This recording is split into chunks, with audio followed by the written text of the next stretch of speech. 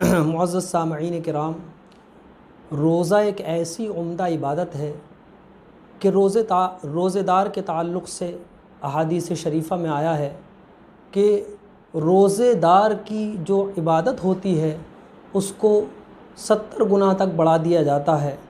ایک اس کی عبادت کا ثواب 70 گنا تک ملتا ہے۔ تو روزے کی ایک جہت تو یہ ہے کہ اس کے ذریعے سے بندہ جو عبادت کرتا ہے ان عبادات کے اندر بھی کثرت ثواب بندے کو ملتا ہے۔ دوسری جہت روزے کی یہ بھی ہے کہ روزے کے ذریعے سے بندہ پاک اور صاف ہو جاتا ہے۔ اللہ کے پیارے نبی صلی اللہ تعالیٰ علیہ وسلم ارشاد فرماتے ہیں کہ ہر چیز کے لیے زکوٰۃ ہے اور ہر چیز کے لیے زکوٰۃ ہے اور بدن کی زکوٰۃ روزہ ہے، اور روزہ نصف صبر ہے۔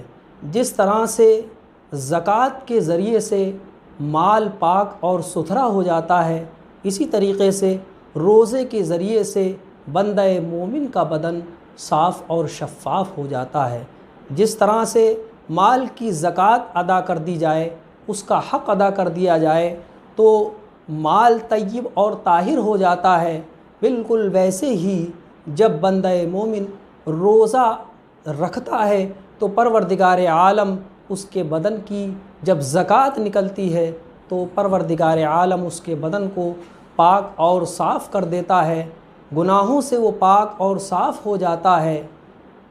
عزیزان ملت اسلامیہ، روزہ ایک ایسی عبادت ہے جس کے تعلق سے صوفیاء کرام ارشاد فرماتے ہیں کہ روزہ صرف کھانے سے رکنے اور پینے سے رکنے کا نام نہیں ہے، یعنی بھوک اور پیاس کی شدت برداشت کرنے کا نام روزہ نہیں ہے، بلکہ روزہ بری چیز کو دیکھنے سے بھی باز رہنے کا نام ہے، بری چیز کو سننے سے بھی باز رہنے کا نام ہے، بری چیز کو پکڑنے سے بھی باز رہنے کا نام ہے، برے مقامات پر جانے سے بھی باز رہنے کا نام ہے۔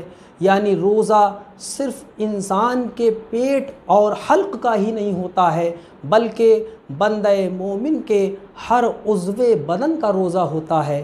آنکھ کا روزہ یہ ہوتا ہے کہ بری چیزوں کو دیکھنے سے، برے مقامات کو دیکھنے سے بندہ مومن محفوظ رہے۔ حلق کا روزہ یہ ہوتا ہے، زبان کا روزہ یہ ہوتا ہے کہ بری چیزوں کو بولنے سے بندہ مومن محفوظ رہے۔ کان کا روزہ یہ ہوتا ہے کہ بری چیزوں کو سننے سے، بری باتوں کو سننے سے بندہ مومن محفوظ رہے۔ ہاتھوں کا روزہ یہ ہوتا ہے کہ بری چیزوں کو پکڑنے سے مسلمان محفوظ رہے۔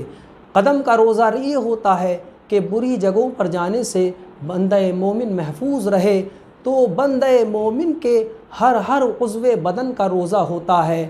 اگر بندہ مومن صحیح معنی میں روزے کی ادائیگی کرنا چاہتا ہے تو اس کو بری چیزوں سے دیکھنے سے بھی محفوظ رہنا چاہیے، اس کو بری چیزوں کے سننے سے بھی محفوظ رہنا چاہیے، اس کو بری چیزوں کے پکڑنے سے بھی محفوظ رہنا چاہیے، اس کو برے مقامات پر جانے سے بھی محفوظ رہنا چاہیے۔ یہی روزہ صحیح معنی میں روزہ ہوا کرتا ہے۔ جب ایک مسلمان اس طور پر اپنے روزے کی ادائیگی کرتا ہے تو پروردگار عالم اس کے روزے کو مقبول فرما لیتا ہے۔ پروردگار عالم کی بارگاہ میں دعا ہے کہ پروردگار عالم ہمیں اسی انداز سے روزے رکھنے کی توفیق عطا فرمائے۔